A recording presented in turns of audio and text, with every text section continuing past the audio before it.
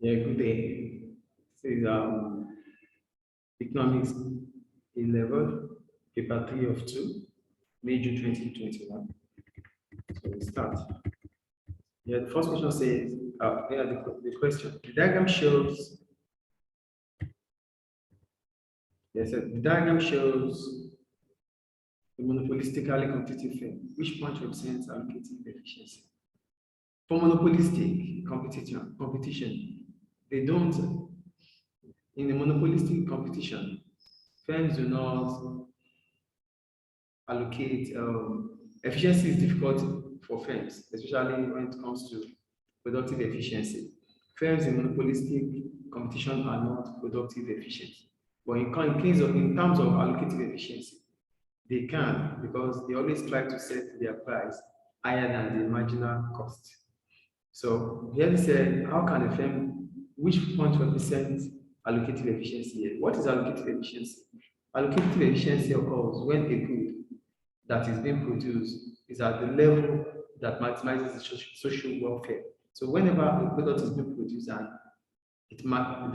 when it's being consumed, it maximizes the social welfare, then we can call it allocative efficiency. So for a monopolistic competition, they always try to set their price above the marginal cost. So here, above the marginal cost is when that is the only time they will be allocative efficient.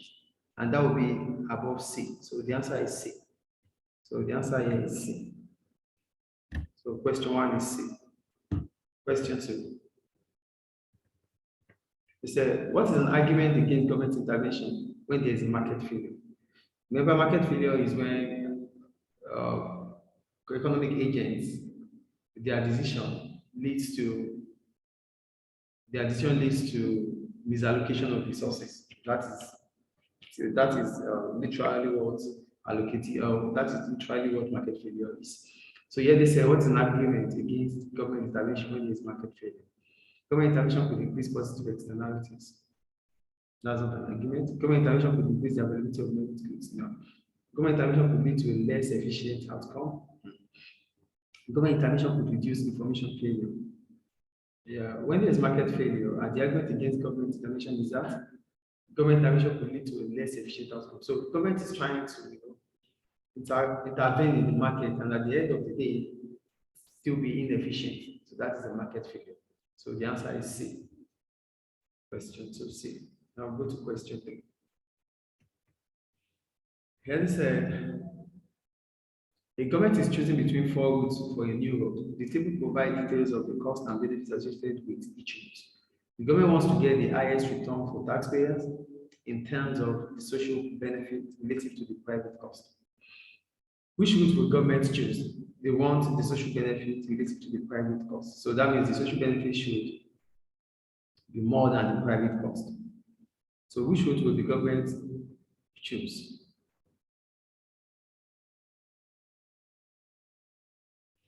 $20 million, 25.5 external now.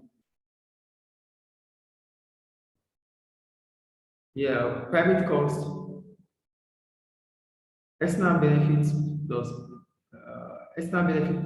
private benefit give us social benefits. And what does the government want to do? They want to ensure that the social benefit exceeds the private cost. So let's see where the social benefit exceeds the private cost.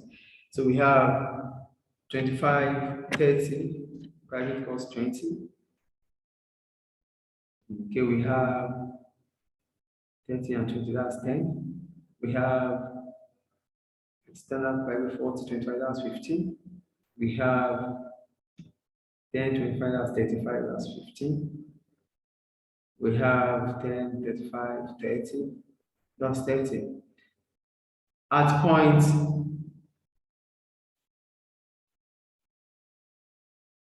the lowest private cost here is at A and C. But let's check. The social cost at A is 30. Now the social benefit at A is 30, the private cost is 20. And at C, so let's forget about B and D, because the private cost there are much. So let's focus on A and C. So in A, we have 30 for social benefits, 20 for private costs. For C, we have 35 for social benefits, 20 for private costs. That's 25. 35 minus 20, that's 15. 30 minus 20, that's 10. So the answer is C. Because at C, the social benefit is more than the private cost. So the answer is C for 3. Question 3 is C. Go to question 4. It said, Donald maximizes his utility when buying paperback books and audiobooks. The price of a paperback book is $3 and the price of an audiobook is $6. If the marginal utility of the last paperback was 12 units of utilities, what was the marginal utility of the last audiobook purchased? Okay. So what is utility? So utility is the satisfaction derived from the consumption of a commodity. Then when we talk about marginal utility, we're talking about extra units, extra satisfaction that you could derive from the consumption of extra units. So here, if marginal utility for the last paperback was 12 units, what was marginal utility for the last audiobook? So if the paperback is 12, that means the marginal utility is 12 divided by 3, which is 4. Then the same goes to the audiobook. So it will be 4 multiplied for the paperbook. If the marginal utility for paperbook is 12 and the paperbook costs $3, that means the extra utility there is 12 divided by 3, which is 4. So both have to be equal. Then we have 4 multiplied by 6, that's 24 utility. So the answer is D. Question 4, D. We'll go to question 5. Here it said, which statement correctly describes the result of a price increase for an inferior good? What's an inferior good? An inferior goods are goods that will continue to buy, or the demand for such, their demand increases when the income level falls. That's an inferior good. So here they say, which statement correctly describes the result of a price increase for an inferior good? Why would the price of an inferior good increase? A, both the substitution effect and the income effect cause the consumer to buy less of the good. Then the price would not increase as a result of that. Both the substitution effect and the income effect cause the consumer to buy more of the good. The price will not. Both the substitution effect and the income effect. No, the substitution effect would not cause the price of inferior goods to increase. No. The income effect could, yes, but the substitution effect would not. C, the substitution effect causes the consumer to buy less of the good, and the income effect causes the consumer to buy more of the goods. The substitution effect causes the consumer to buy more of the goods, and the income effect causes the consumer to buy less of the good. No, the answer is C. The substitution effect causes the consumer to buy less of the good, and the income effect causes the consumer to buy more of the good. So here, the income effect, that means the level of income falls. That results to them to start buying inferior, not because of the substitution effect. If there are a lot of substitutions, then it is when their level of income rises that they will think about the substitute. So question 5 is C. C. Go to question 6. Question 5, C. Go to question 6. Which statement about a monopoly is correct? We said a monopoly is a market structure that has only a producer in that industry. So public maximization occurs when average cost equals average revenue? No. Sales maximization occurs when marginal cost equals marginal revenue? No. Sales revenue maximization occurs when marginal revenue is equals to 0. So the answer is C. So in the monopoly, their sales maximization always increases when their revenue, the marginal revenue is equals to 0. So question 6 is C. Go to question 7. A satellite communication company is bought. A satellite communication company is bought by an investment bank. Which outcome has resulted from this purchase? A satellite communication company has bought an investment bank. A communication company is under, it's under, we could say,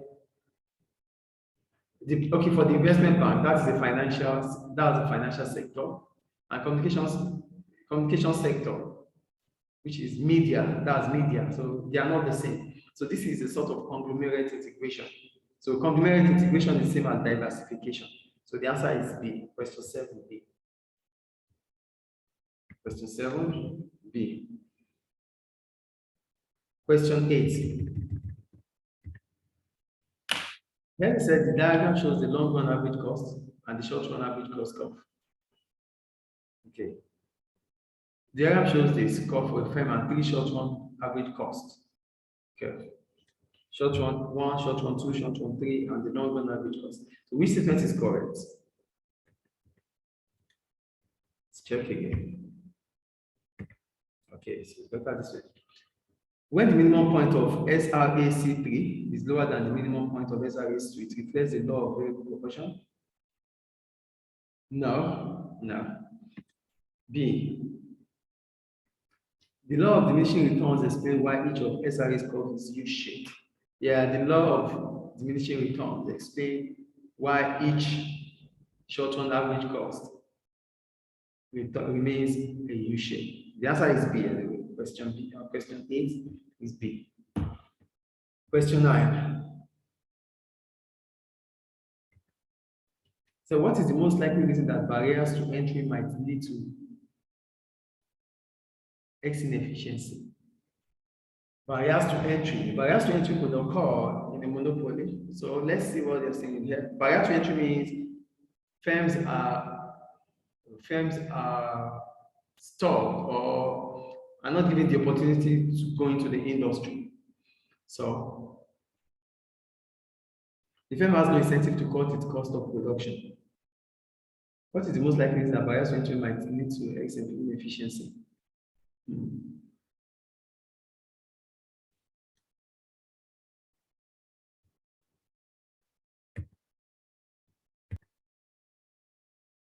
So when we talk about X inefficiency, this could be as a result of lack of competition in the industry, which makes the cost of production to increase. That's X inefficiency. So what is the most likely reason that barriers to entry might lead to X inefficiency? So the firm has no incentive to cut its cost of production. Yeah, because there's no one. The firm has no incentive to cut its cost of production because X inefficiency also means that the firms do not have competition in the market. They don't have a lot of competition, which results to an increase in the cost of production. So that's what it means. So the answer is B. Number 9 is B. Go to question 10.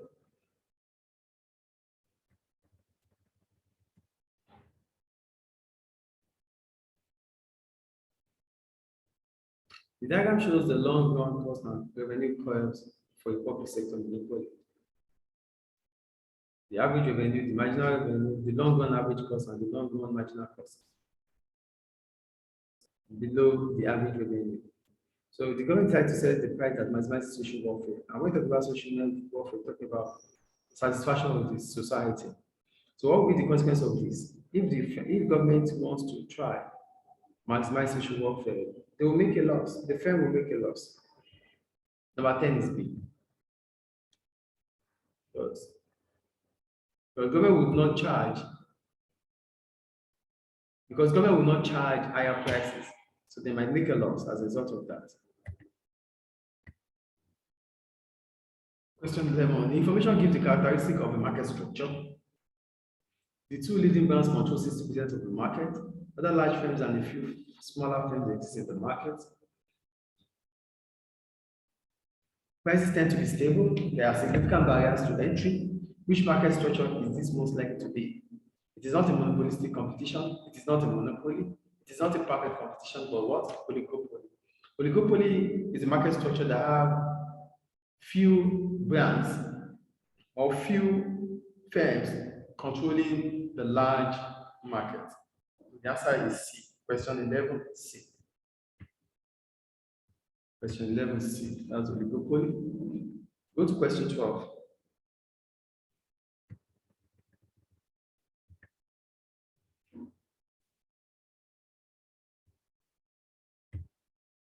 Okay. Diagram shows a firm in a perfect competition. It changes its aim from profit maximizing to sales revenue maximizing. And when you talk about sales revenue maximizing, that is when your AR equals to your AC.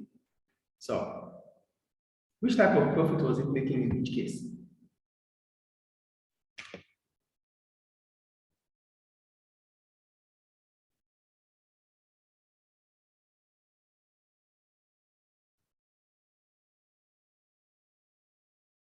If a firm in an imperfect option changes its aim from profit maximizing to sales revenue maximizing, then the firm is trying to make a profit maximizing of that type of profit maximizing it's trying to make is what we call supernormal profit, and the sales revenue maximizing is also supernormal profit.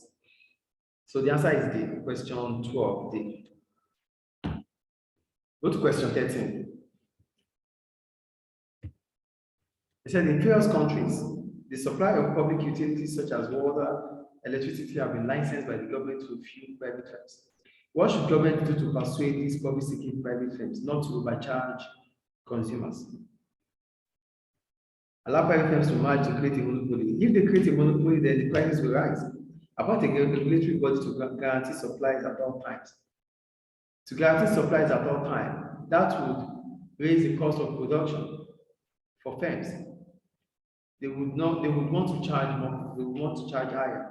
They regulate nationalized industry to create a free market.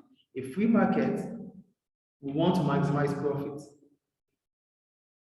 It won't be possible. D, enable customers to switch easily from one private firm to another. Yeah, giving customers freedom of choice.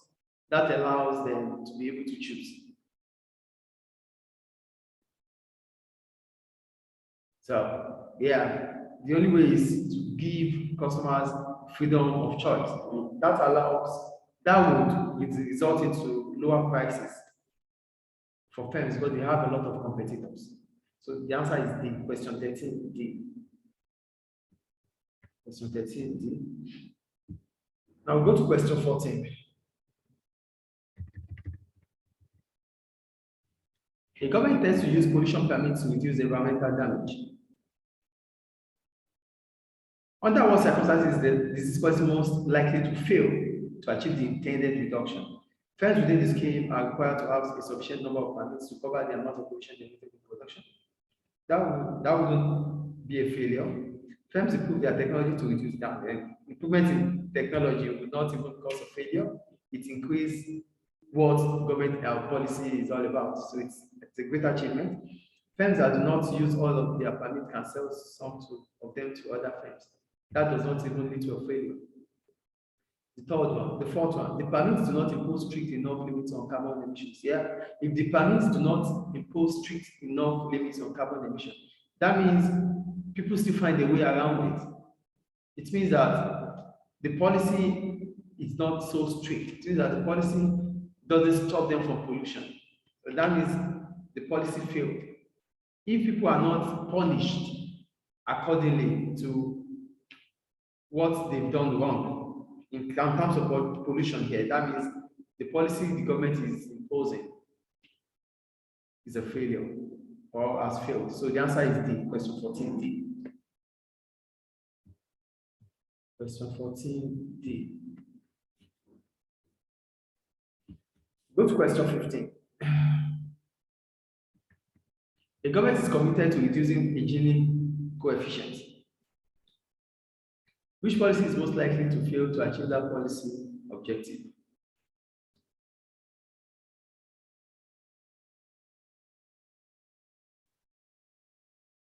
To fail to achieve that policy objective. A more aggressive income tax, yeah. A decrease in ad valorem tax rate. That would increase the income level and spending. A more aggressive income tax system. A more progressive income tax system, that's good.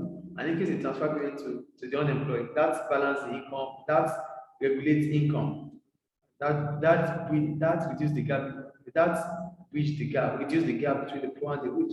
That means there's what do we call it? Income distribution of income here. So that's fine. So the answer is B, a more regressive income tax. That will lead to the poor becoming more poor because they are worse off as a result of that. So the answer is B, question 15. Question 15B. Go to question 16.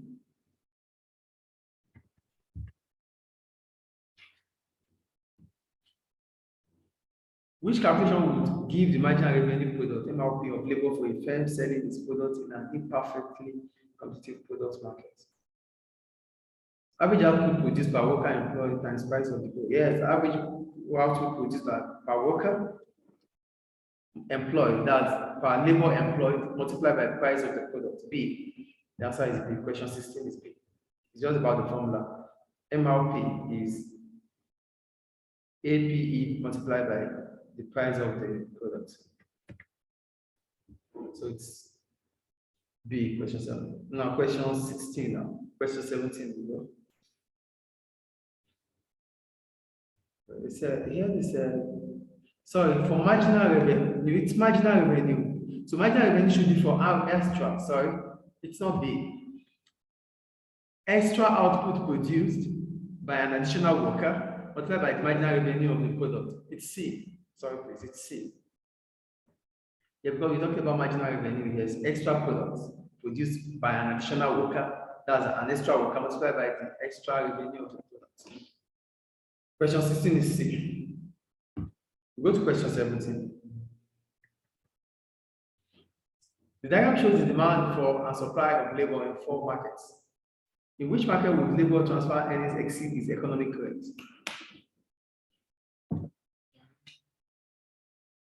One and two. No, it does not. No. 1, yes. 1, yes. But 2, no. 2, no. 3, at which rate that is no. 4. At equilibrium here, at equilibrium here, below the wage rate. It's at equilibrium below the wage rate. So it is 1 and 4. Question 17. It's the graph 1 and graph 4. That is B. Question 17 is B. Number 17 is B. So go to question 18. Which objective would not be suitable for a government if it were seeking sustainable economic growth? We know what economic growth is already. So, to maintain sustainable economic growth or to seek sustainable economic growth, we need to achieve the highest growth rate by using all the natural resources. Yes, when the resources are fully utilized. So the answer is A. Let's not just go further. The answer is A. It's in A. So go to question 19. What is the difference between a country's GDP and its GNI?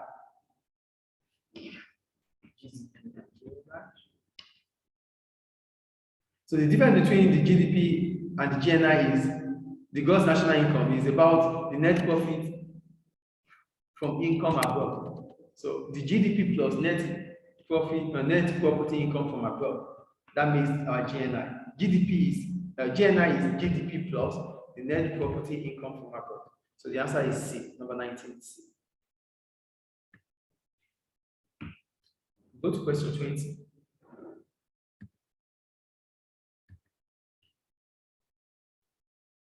I said GDP is what GNI is GDP plus the net property income from abroad. Now go to question 20. Some individuals seek to increase their share of existing wealth without creating new wealth. This can be a problem in developing economies. What's an example of this behavior? That's a bad behavior though. Some individuals seek to increase their share of existing wealth without creating new wealth. This can be a problem in developing economies. Yeah, most of developing economies, the problem about why they are not developed is because of corruption. So let's see what they say here. A government official taking a bribe for special treatment for the person offering the bribe. The answer is basically A, because that is corruption. It's A, but let's check the other options. A landowner renting a field to a farmer, no. A landlord being paid for the hire of a room, that is normal. An entrepreneur earning a reward for setting up a firm that pays low wages, that's fine, it's profit. The answer is A, question 20A, corruption. 21. What is necessary to include to calculate the number of unemployed?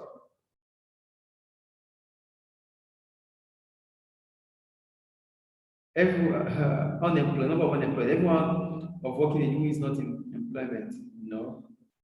Those of pension age who still want to work.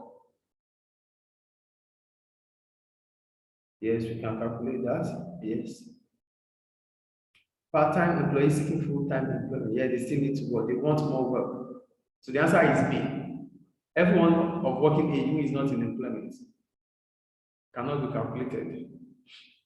Under what is necessary to include to calculate the number of unemployed? Everyone in the working age who is not employed, who is not in employment.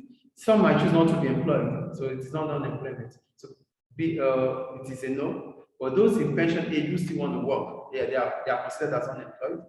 Part-time workers who still want more work, who still want to employ, who seek for full employment are still unemployed. So the answer is B, 21B. 21B. Go to 22. Okay. The diagram shows changes in the number of employed in 4 different industries in the city between 2015 and 2020. Okay, the finance, the manufacturing, education, and labor. What can we play from the diagram?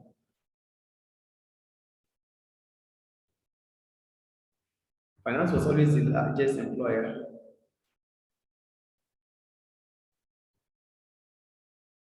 No. Finance has 50,000. No. Leisure had the fastest growth rate in employment. Let's check. Manufacturing was the only industry to show signs of decline. Finance also shows signs of decline. Total employment in the 4 industries increased over the period. No. Education increased, leisure increased. So it's not D. So leisure has the fastest growth rate in employment. Yeah, the answer is B. Question 22, 21. 22 is B. Go to question 23.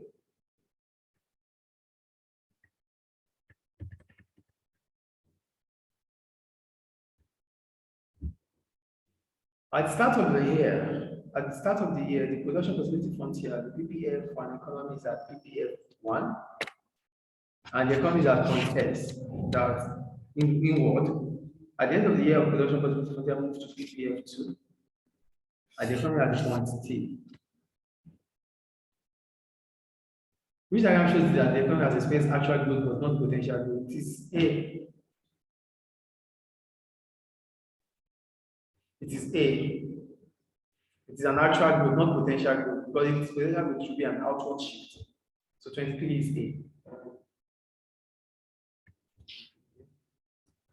Question 24. Government spending in an economy increased by $4,000. While at the same time, investment falls by 1,500.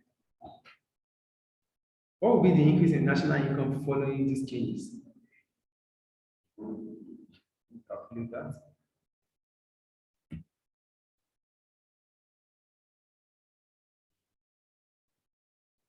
Minor propensity to save is 1/10. Minor propensity to tax is 1/5. Minor propensity to import is 1/10.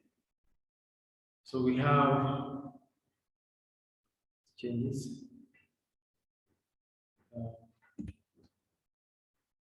Let's calculate together. Government spending in an economy increased by 4,000, while at the same time investment falls by 1.5. So maybe calculator here. Let's see.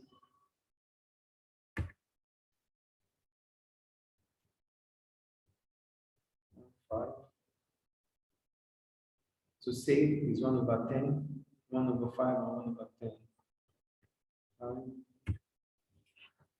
1/5, 1/10, 1/10. So we have 4,000.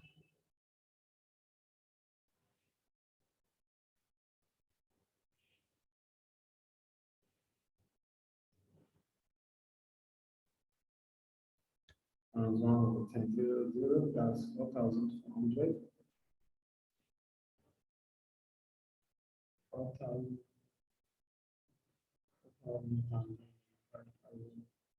800 800 and 4,000 0, 0, 0, 5, 2. I mean that's 2,050. So the answer is B. 24 is B. 25. Which change will allow an increase in an economy's money supply? An outflow of currency for trade and capital purposes become an inflow? The central bank.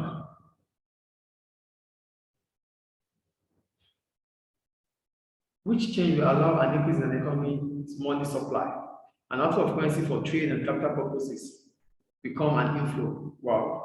The central bank instructs commercial banks to keep higher ratios of cash deposits. That will not circulate money. Money will not flow the economy. The government budget balances move from a deficit to a surplus. Money will not be in circulation. The government replaces borrowing from the banks with borrowing from the general public. And when you borrow from the general public again, the government is keeping money. So it's A, an outflow of currency for trade and capital purposes become an inflow. 25A. We go to question 26. In a country, the initial money supply curve is given by MSO, the initial liquidity payment curve, LPO, and initial rate of interest. If there's an increase,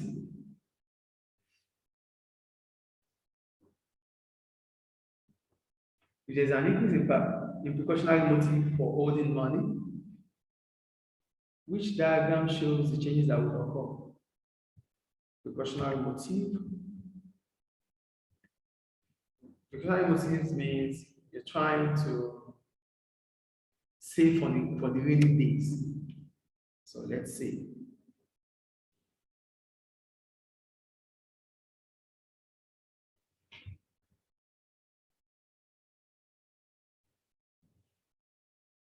MSO, ROLPO, money supply curve with money supply curve, money supply and the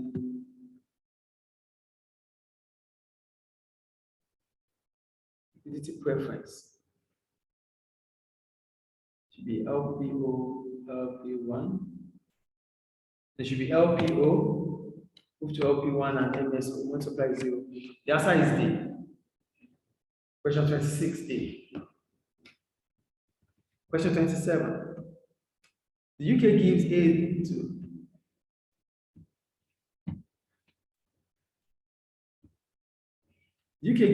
the Ugandan government to spend on the school. One condition is that they must buy the material from the UK. Which type of aid does not take place? It's bilateral, multilateral, project. It's a project also.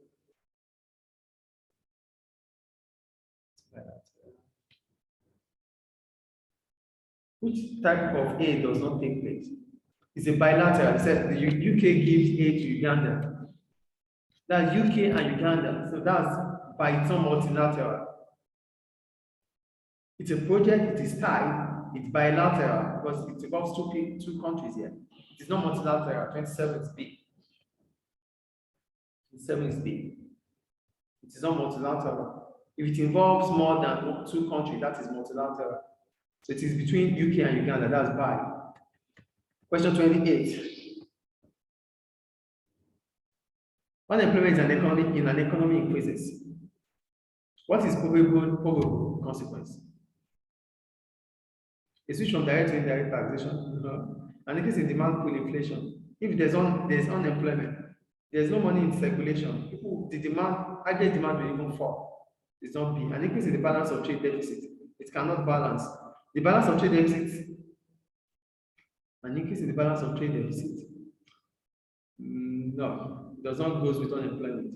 An increase in the government budget deficit, yeah, because government would have to spend on social welfare. So it's 28D. 28 is D. Then 29.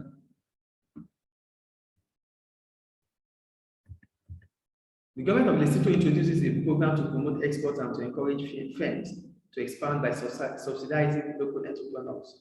Which effect is this likely to have on incomes, the balance of payments, current account deficit, and government expenditure in Lesotho? Incomes will rise, definitely. Balance of payment and current account will be uncertain, and government expenditure will increase. Because at this point in time, we wouldn't know what could happen in terms of export and import. We want to promote exports and to encourage firms to expand by subsidizing local entrepreneurs. It's uncertain. So the answer is D, 29D. Then question 13. A government currently has a balanced budget. That means export, trade, and import trade is equal. It's considering possible variation in tax revenue and government expenditure shows which three options are likely to have the potential to move the budget into surplus.